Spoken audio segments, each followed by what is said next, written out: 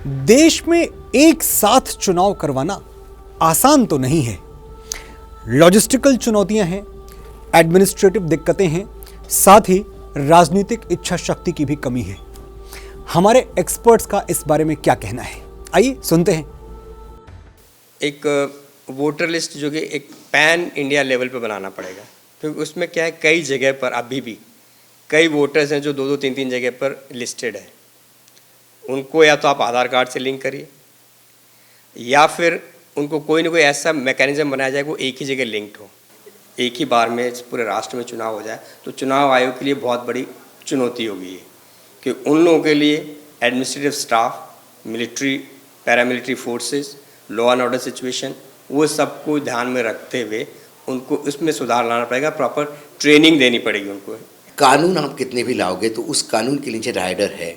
हमारे देश में यदि प्रजातंत्र में मैंने कहा ना कि यदि आपने ये कहा कि 5 साल तक के लिए कोई चुनाव हो ही नहीं, बाई इलेक्शन हो ही नहीं सकते, बाई इलेक्शन आपको बैन करने होंगे, और बाई इलेक्शन नहीं होंगे तो और एक बार आपने पार्टी जो दल बदल कानून है ये रद्द करना होगा। एक बार आप जिस सिंबल पे चुनाव जीते हो ये आपके 5 साल के लिए कमिटमेंट होगी। लंबी कवायद के बाद 5 साल पहले देश में जीएसटी लागू हुआ था और कमोबेश जीएसटी ठीक ठाक काम भी कर रहा है।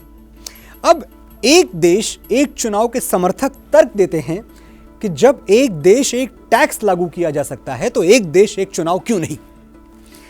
तर्क में दम तो है, लेकिन सवाल यह है कि भारत को एक देश एक चुनाव की जरूरत है भी या नहीं। होना यह चाहिए कि सभी राजनीतिक दल इस मुद्दे पर होने वाली बहस में भाग लें और फिर जनता की राय भी ली जाए। लोकतंत्र है, जनता के बिना तो कोई बड़ा फैसला होना ही नहीं चाहिए।